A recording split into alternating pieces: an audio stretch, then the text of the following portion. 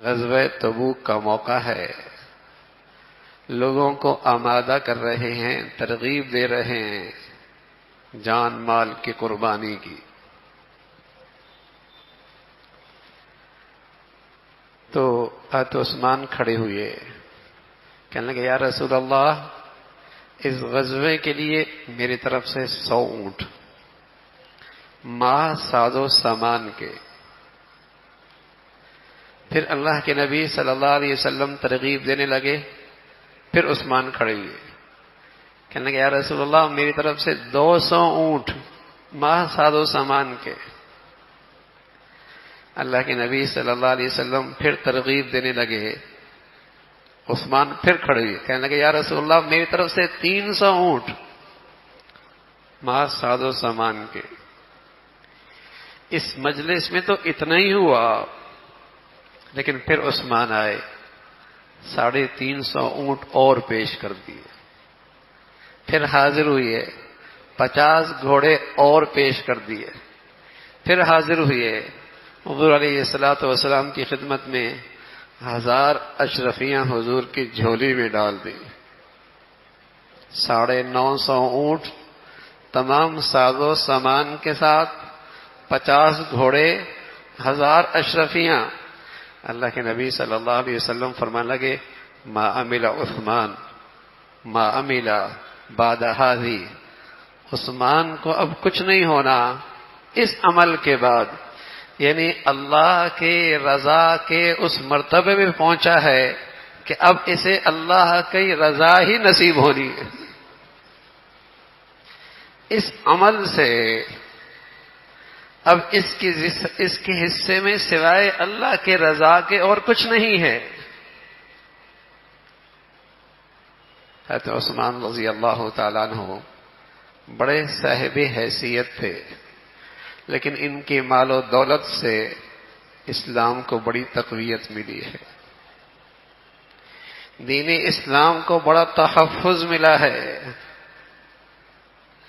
اسلامی شاعر کا بڑا تحفظ ہوا ہے۔ اس لیے رسول اللہ صلی اللہ علیہ وسلم فرمایا کرتے تھے نعم المال للرجل الصالح، وہ مال بہت ہی بڑھیا ہے جو کسی اچھے آدمی کے پاس ہو۔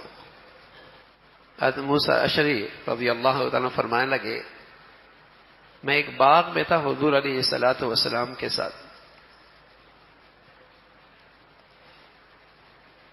اتنے میں حضرت دروازہ کھٹکھٹا۔ وہ باغ ایسا تھا کہ 4 دیواری ہوئی تھی، گیٹ لگا ہوا تھا۔ دروازہ کھٹکھٹا، حضور علیہ الصلوۃ والسلام نے فرمایا جاؤ دروازہ کھولو اور آنے والے کو جنت کی بشارت دے دو۔ تو کیا دیکھتا ہوں کہ ابو بکر ہیں، انہیں میں نے جنت کی بشارت دی، کہا الحمدللہ۔ اتنے میں پھر دروازہ کھٹکھٹا، فرمایا آنے والے کو جنت کی بشارت دے دو۔ دیکھا تو عمر ہے، میں نے بشارت دی، کہا الحمدللہ۔ پھر دروازہ کھٹکھٹا، دیکھا تو عثمان ہے، فرمایا جنت کی بشارت دے دو۔ یہ وہ خوش نصیب لوگ ہیں، 10 مبشرہ، 10 صحابہ وہ ہیں جنہیں رسول اللہ صلی اللہ علیہ وسلم نے اس دنیا ہی کے اندر جنت کی بشارت دے دی تھی۔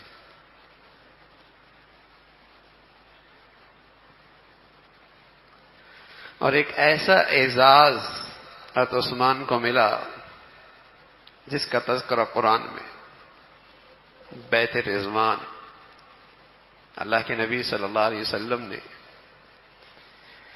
ان کی ذمہ داری دی، جاؤ قریش مکہ سے اور مکہ کے سرداران سے کہہ دو کہ ہم صرف عمرہ کرنے آ رہے ہیں، جنگ ہمارے پیش نظر نہیں ہے، ہم عمرہ کر کے واپس چلے جائیں گے۔ عثمان رضی اللہ تعالیٰ عنہ تشریف لے گئے مکہ، آپ حدیبیہ کے مقام پہ ٹھہرے ہوئے، خبر ملی کہ عثمان کو شہید کر دیا گیا ہے۔ جو وقت واپس لوٹنے کا تھا آپ واپس نہ آئے، بات پھیل گئی، آپ کو شہید کر دیا گیا۔ تو رسول اللہ صلی اللہ علیہ وسلم نے فرمایا ہم جنگ کے لیے نہیں آئے تھے، عمرہ کرنا ہمارا مقصد تھا اس سفر کا، لیکن اگر انہوں نے ایسا کیا تو پھر اب ہم ان سے جنگ کریں گے، اب ہم ان سے جنگ کریں گے۔ اور تمام صحابہ جن کی تعداد تقریباً 1400 تھی، حضور علیہ الصلوۃ والسلام کے ہاتھ پر بیعت کر رہے ہیں۔ اس بیعت کا نام بیعت رضوان ہے، اور یہ بیعت کو بیعت رضوان اس لیے کہ اللہ کو یہ بیعت اتنی پسند آئی کہ فرما دیا کہ میں ان سب سے راضی ہو گیا۔ اور حضور علیہ الصلوۃ والسلام نے فرمایا عثمان اللہ کے کام سے گئے ہیں، عثمان اللہ کے رسول کے کام سے گئے ہیں، آج اس مجلس میں حاضر نہیں تو یہ میرا دوسرا ہاتھ عثمان کا ہاتھ ہے، عثمان بھی اس بیعت میں شریک ہے۔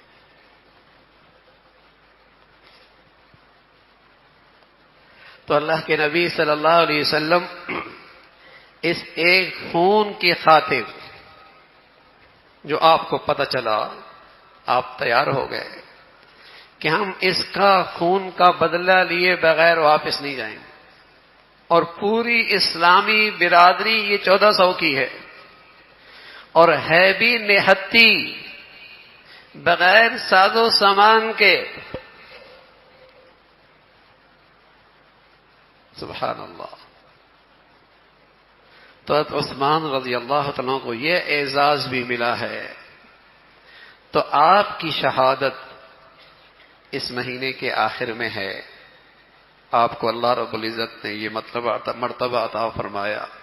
محدثین فرماتے ہیں کہ کسی کی شہادت کی گواہی احد دے گا، بدر دے گا، حنین دے گا، کوئی میدان دے گا، لیکن عثمان وہ صحابی رسول ہیں اور وہ شہید ہیں جن کی شہادت کی گواہی اللہ کا کلام دے گا۔ آپ قرآن کی تلاوت کرتے کرتے شہید کر دیے گئے، تلاوت کرتے کرتے آپ کی شہادت ہوئی۔ تو عثمان ان صحابہ میں سے ہیں جنہیں اللہ کے نبی کے دربار میں خاص مقام تھا، حاصل تھا۔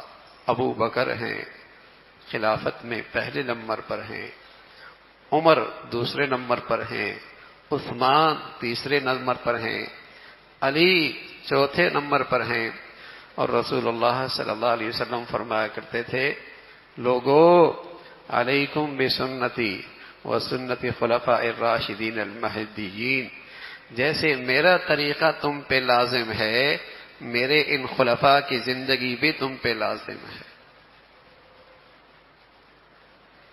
والذین اتبعوہم باحسان، جو ان کی پیروی کرے گا رضی اللہ عنہ ورضون، اللہ نے قیامت تک کے مسلمانوں کے لیے بشارت ہے اللہ ان سے راضی ہو جائے گا، اللہ ان سے راضی ہو جائے گا۔ مسلمانوں کے جو زندگی کے آئیڈیل ہیں، نمونہ ہے، وہ یہ حضرات ہیں۔ ان حضرات کی زندگیاں ہمیں اپنے سامنے، اپنے بچوں کے سامنے رکھنے کی بڑی ضرورت ہے۔